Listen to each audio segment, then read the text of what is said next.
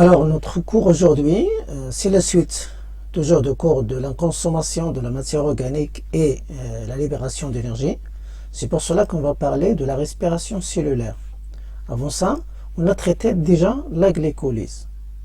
La glycolyse, c'est la première étape de la dégradation du glucose au niveau de l'IA le plasme. C'est une étape qui est commune entre la respiration et la fermentation et elle aboutit à la formation de plusieurs substances. D'abord, les substances énergétiques telles que le NADH et le H+, et l'ATP, ce sont les molécules cherchées. Et on a deux molécules d'acide pyruvique, ce sont des composés organiques et s'enrichissent en énergie. Alors, la glycolyse, voilà, c'est la réaction bilan de la glycolyse. Un glucose, il aboutit à la formation de deux acides pyruviques, deux ATP et deux NADH2. L'acide pyruvique formé va être pris vers la mitochondrie. C'est un organisme cellulaire qui est composé de plusieurs parties. Voilà, donc ce sont les éléments de la mitochondrie. On verra les constituants de la mitochondrie. Alors, l'acide pyruvique, elle va pénétrer vers la matrice et elle va subir un ensemble de réactions chimiques telles que les oxydations. Alors, c'est pour cela qu'on va parler des oxydations respiratoires au niveau de la mitochondrie. C'est quoi? C'est un ensemble de réactions chimiques qui permettent la dégradation de l'acide pyruvique, pyruvate. Donc ce sont des oxydations. Et ceci se déroule au niveau de la mitochondrie en deux étapes. La première étape, c'est la formation de l'acétylcoenzyme A. Revenons pour voir la mitochondrie. Donc la mitochondrie, ça c'est le schéma de la mitochondrie. Et elle est constituée, entourée, limitée par une membrane externe. Voilà. À l'intérieur, il y a une membrane interne qui est repliée sur elle-même pour former ce qu'on appelle les crêtes et délimiter des compartiments qu'on appelle la matrice. Alors, l'acide pyruvique, elle arrive au niveau de la mitochondrie et il est pris par l'ensemble des réactions, l'ensemble des enzymes qui vont aboutir à son oxydation. Alors, voilà. Donc, une fois dans la matrice, l'acide pyruvique, il va réagir avec des enzymes telles que la coenzyme A, voilà, le NAD+, qui est un transporteur de protons et d'électrons, qui va être réduit en NADH, H+. Donc, il s'agit là d'une déshydrogénation. La déshydrogénation, parce que le NAD+, il a récupéré les proton H+, qui est donné par l'acide pyruvique et par la CoAH. En même temps, on va assister à une décarboxylation de l'acide pyruvique par la libération d'un composé minéral de CO2. Et on obtient enfin un composé organique qui est l'acétyl-CoA, qui est constitué de deux atomes de carbone et d'une extension CoA. Voilà. Donc, cette étape, c'est une réaction qui est catalysée au niveau de la matrice par un complexe enzymatique qui permet en même temps la décarboxylation et la déshydrogénation du pyruvate. Et bien sûr, elle fait intervenir le NAD+, et la coenzyme A. La deuxième étape, c'est le cycle de Krebs. Donc, c'est quoi le cycle de Krebs? Donc, c'est une voie métabolique de la mitochondrie qui permet d'oxyder l'acide acétique de l'acétylcoenzyme A. En quoi?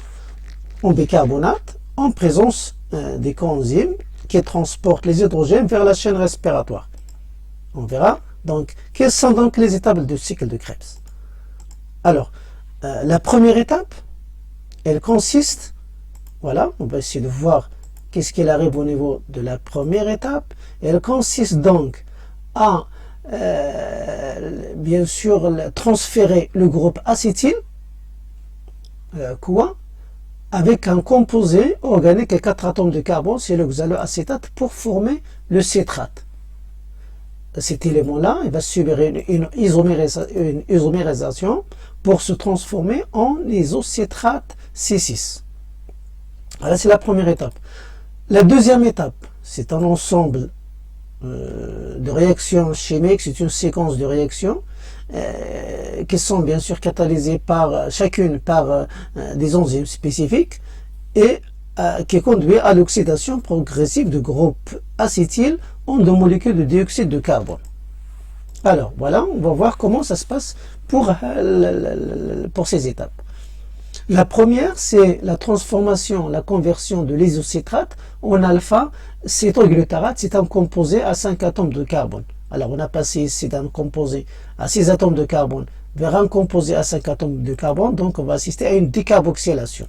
En même temps, on va assister à une déshydrogénation par le transfert des protons H+, de ce composé C6 et qui vont être cédés à le NAD+, et donc on assiste à une réduction. Les mêmes réactions enzymatiques, on va convertir le composé C5 en composé C4, on assiste donc à une décarboxylation, élimination du CO2. En même temps, une déshydrogénation, toujours le NAD+, qui va former un NADH2. Donc, les complexes enzymatiques qui ont catalysé cette étape, ce sont les mêmes qui vont catalyser la deuxième étape.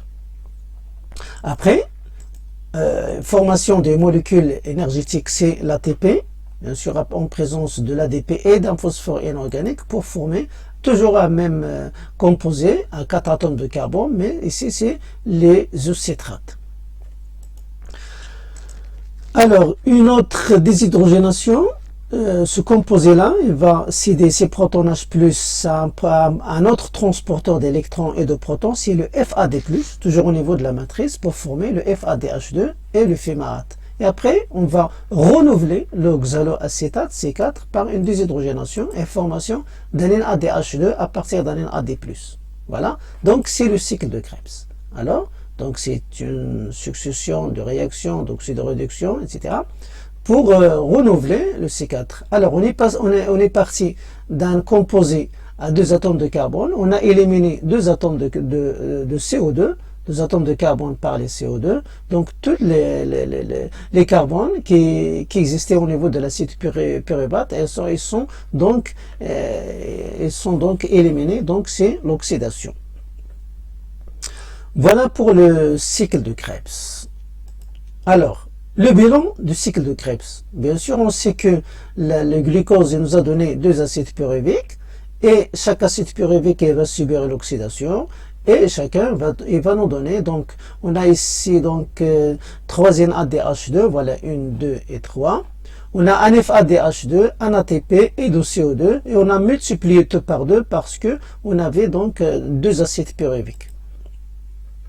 Donc le cycle de Krebs consiste en une série de réactions d'oxydoréduction qui transfèrent l'énergie potentielle emmagasinée dans l'acétyl-CoA et libérée par étapes sous forme d'électrons à des coenzymes transporteurs d'électrons, surtout le NAD+, et le FAD. Donc on a 2 molécules d'acide pyruvique, va me donner donc 6 NADH+, 2 FADH2, 2 ATP et 4 CO2. Ça, c'est le résultat du cycle de Krebs. Alors, maintenant pour la chaîne respiratoire, les molécules formées lors des précédentes étapes et vont être bien sûr consommées lors de la réaction au niveau de la chaîne respiratoire. Maintenant, d'abord, la composition de la chaîne respiratoire. Donc, elle est formée, donc c'est un ensemble de protéines qui existent au niveau de la membrane interne de la mitochondrie. Remarquons donc qu'il y a un complexe 1, complexe 2, le cytokine, donc alors puis le complexe 3, etc. Donc la chaîne respiratoire il correspond à une association de complexes protéiques. Voilà, les voilà. On est au sein de la membrane interne de la mitochondrie, en plus de l'ATPase. Alors on a le complexe 1. C'est quoi? Ce complexe-là, il récupère les électrons de NADH et permet le transport de 4 protons vers l'espace intermembranaire. Voilà. Pour le complexe 2, c'est ici, complexe 2, il récupère les protons et les électrons de FADH2 et il permet, donc, ne permet pas le transport de protons vers la matrice, vers l'espace intermembranaire. Regardez, ici, donc l'espace intermembranaire. Dans le cas du complexe 1, on a passage des protons H+ vers l'espace intermembranaire. Ce n'est pas le cas pour le complexe numéro 2. Le complexe 3, lui, Il permet aussi le transport des protons vers la matrice, vers l'espace intermembranaire. De même pour le complexe 4, elle permet le passage de 2 protons vers l'espace intermembranaire. Voilà. Donc, le transfert d'électrons maintenant et de protons au sein de la chaîne respiratoire. Alors, observons le schéma. On assiste donc à un transfert qui est spontané d'électrons, de NADH et de FADH, jusqu'à le O2, jusqu'à l'oxygène, et formation de H2O. Là, à travers les complexes protéiques de la chaîne respiratoire. Alors, le NADH, qui a un potentiel redox qui est faible, il va céder ses protons au transporteur 1, ou bien au complexe 1, et les électrons vont être cheminés jusqu'à le dernier complexe qui va les céder à l'oxygène. Observons bien sûr que l'oxygène, il a un potentiel redox qui est très élevé. Donc, il y a un transfert d'électrons d'une façon spontanée de NADH2 jusqu'à l'oxygène. Alors, en résumé, la direction de flux d'électrons le long de la chaîne respiratoire est déterminée par la faculté des composants à perdre ou à gagner des électrons. Ce phénomène est exprimé par un paramètre nommé potentiel redox. Les électrons se déplacent alors des molécules à faible potentiel redox vers les molécules possédant un potentiel plus fort, c'est le cas de l'O2.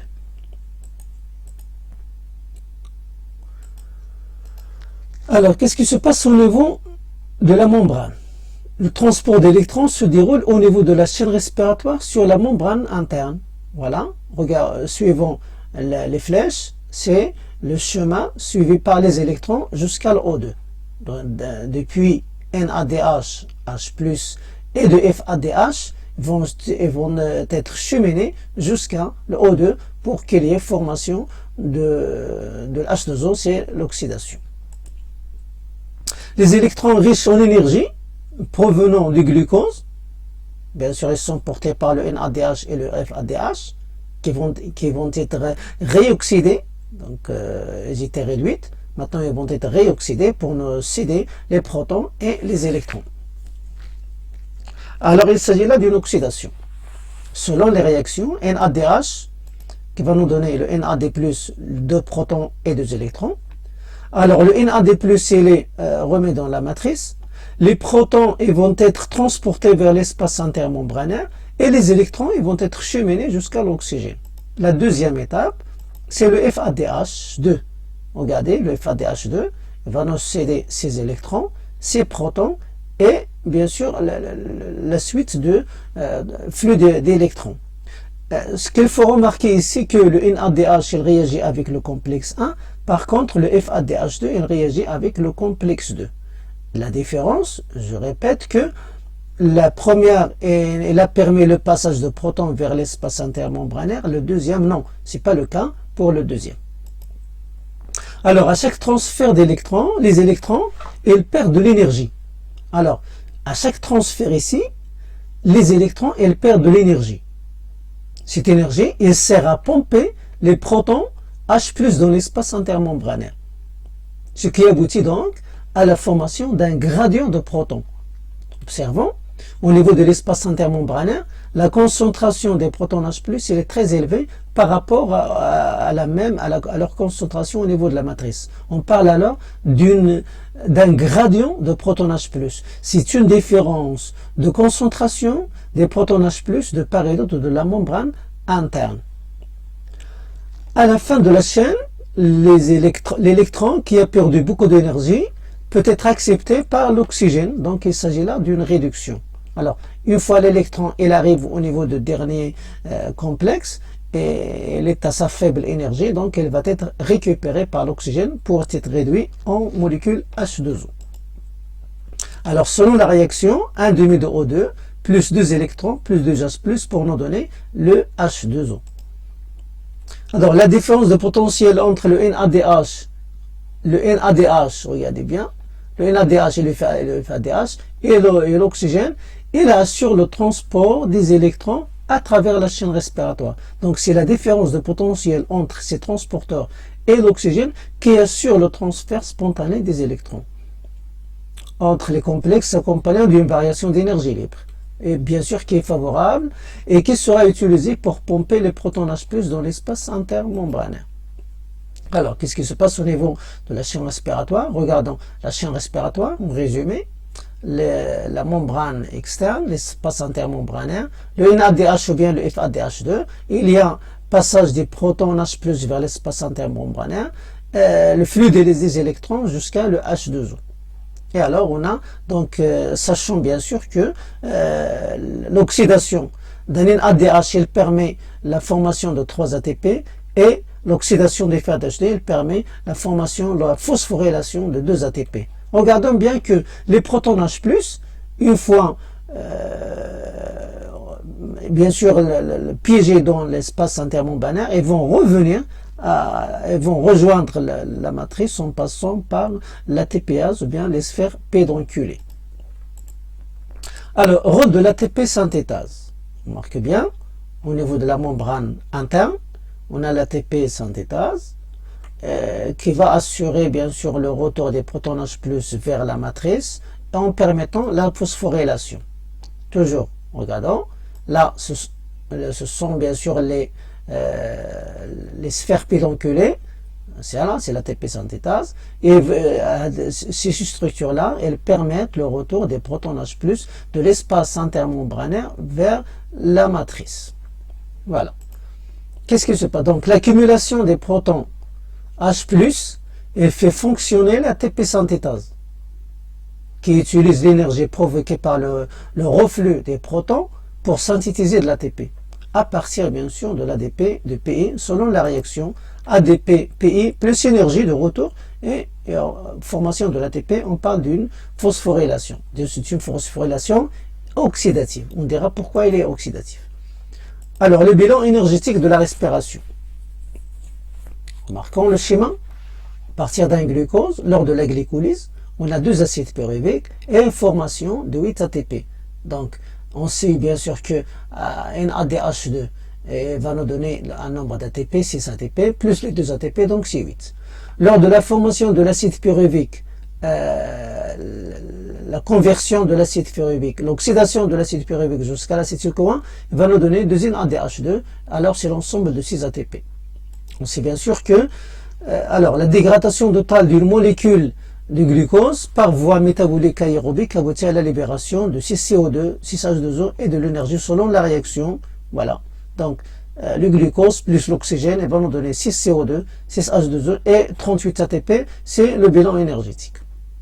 Bien sûr, au niveau du cycle de Krebs, on a un ensemble de NADH, 6 NADH2, 2 FADH2, 2 ATP, et l'ensemble va nous donner 24 ATP. L'ensemble des ATP produites lors de la dégradation complète du glucose, va nous donner le bilan énergétique, c'est 38 ATP.